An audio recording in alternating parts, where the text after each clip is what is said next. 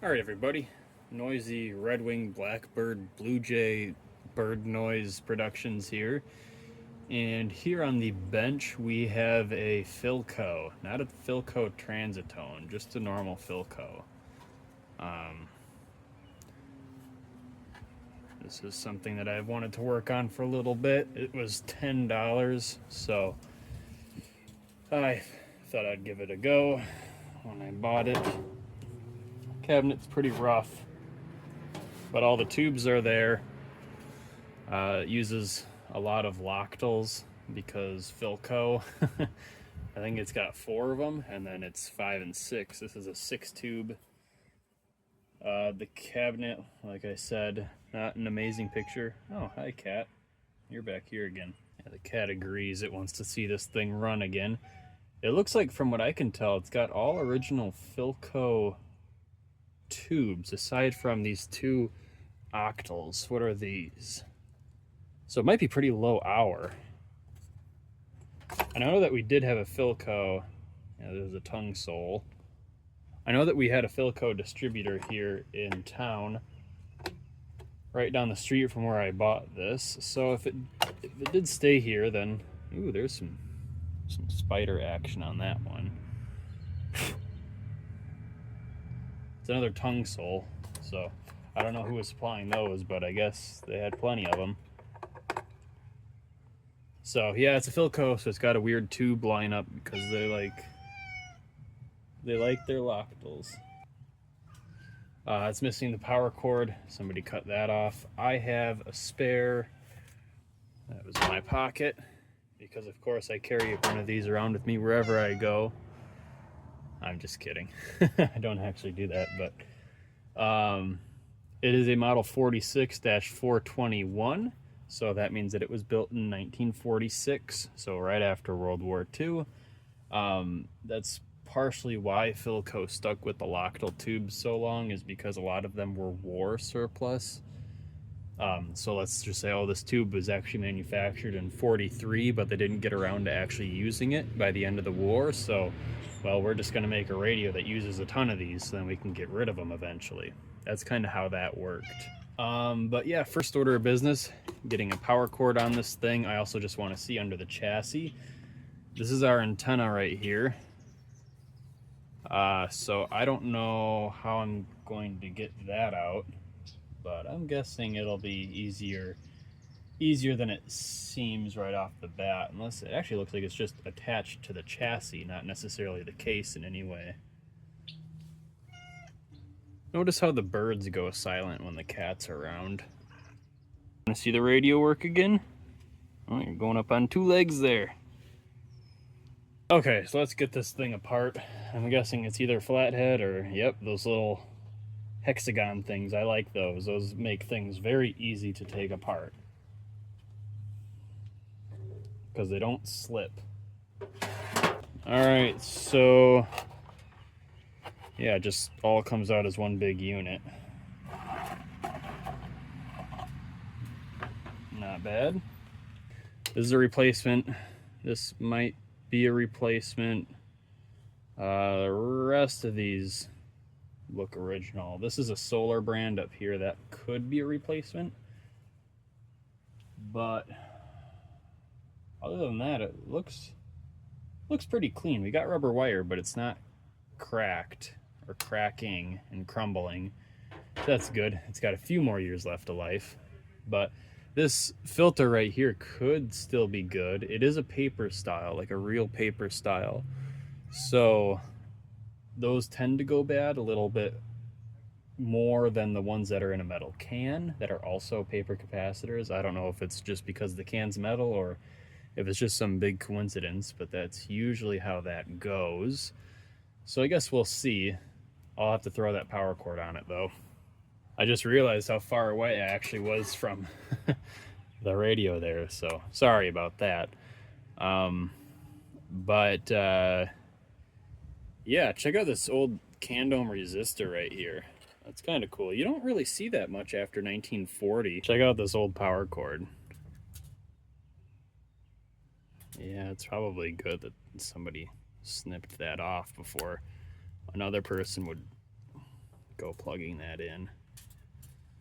That one was in great shape. That was just a pristine specimen. I just noticed that we have Bumble Bomb capacitors here, and I don't trust those, so probably gonna change those. Okay, so those two up there are both 0.01 at 400 volts.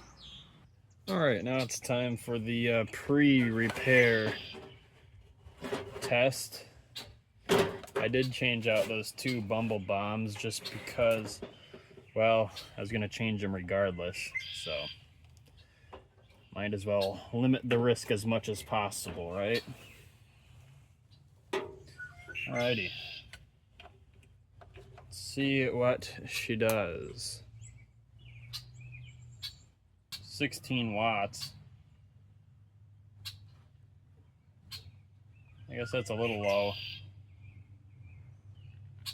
Wait.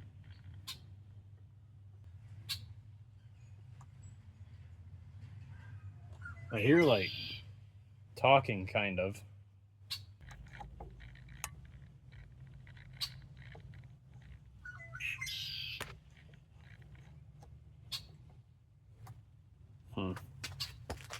Well, here's a little fun way of testing it.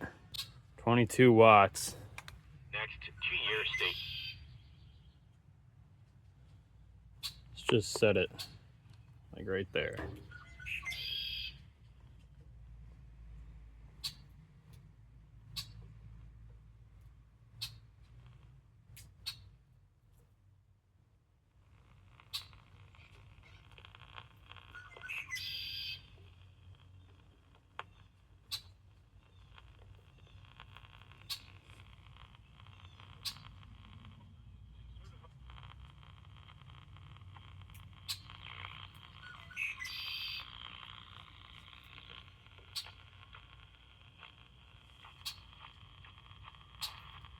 Yep, so that's running. I think it's an oscillator test. The oscillator in this radio is interfering with the one in this one, and I'm hearing it interfere with it. See how it went away when I turned it off? That's an oscillator test, I believe. The bills say deepfake images used to harass and intimidate others could escalate as the use of AI increases. Do you like AI? Other states already have laws similar to what the measure Yeah. advocates. Pat Allen, Wisconsin Radio Network. Ed Hansen.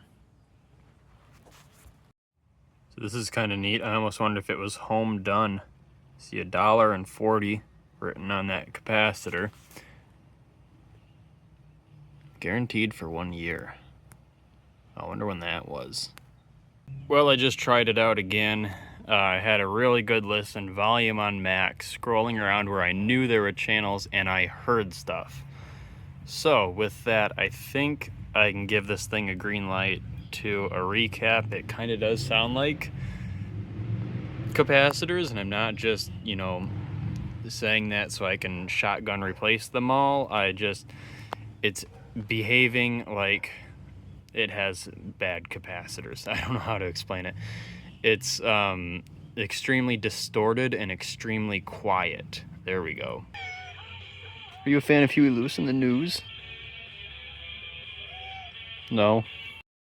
So these wire-wrapped capacitors here, this does serve a purpose. It's not just so then the capacitor doesn't have to, you know, exceed the third dimension restraints of the chassis. This was for, I've heard that this is a trap, a wave trap for below broadcast band frequencies, and that it was also used to lower or increase, I forget if it's increase or decrease, resistance to the chassis for, well, the hot chassis set. So this isn't needed now, so I'm going to get rid of it probably, or at least some of it.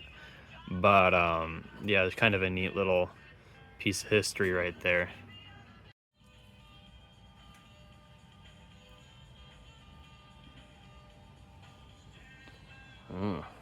A bee-flavored cigarette. Welcome to flavor country. Well, Houston, we have a problem. This is why it wasn't going, I'm guessing. Because that's coming off of, I think, the rectifier or audio output 2. One of the octals. I think the rectifier, though, because it's connected to there.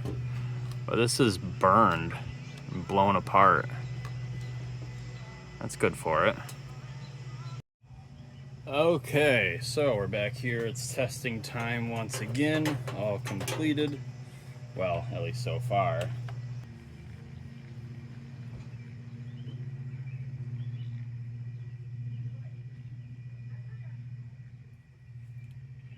Well, I can tell you this much. I definitely hear 60 hertz hum. So I am going to change that capacitor. Or the filter capacitors. Plural. Alright, let's see if it works now with better filters.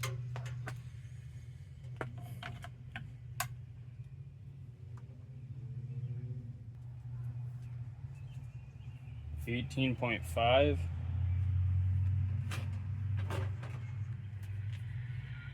Oh, wait. Nothing Brewers. Matilda won. Big swinging bells and straight back. 26 watts.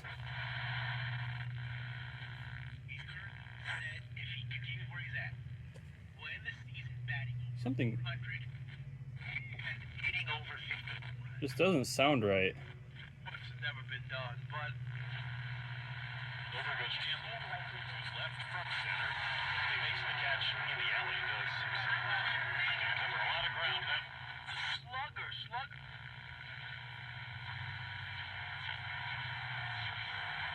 Sure is a sensitive radio. Yeah, no kidding. That's a sensitive receiver. I just wish it worked all the way. I guess it gives me something to do. This isn't a finished job yet. 3 weeks paid time off immediately to receive medical. That's max volume. Dental. Well, here's some news. I think the speaker or the transformer is bad.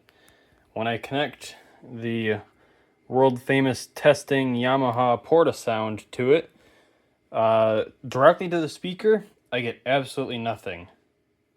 When I connect it to where the transformer wires go to, you can hear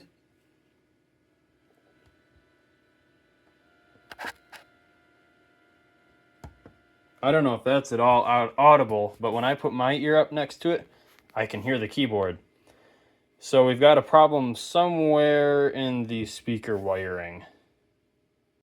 And in addition to that, when I play a note and press on the speaker, like very lightly press on it so it can't move, I still hear the noise as good as I can, even if I let the speaker be. So I think what we're hearing are the coils making noises, like the actual coil making a noise, not the actual speaker making noises.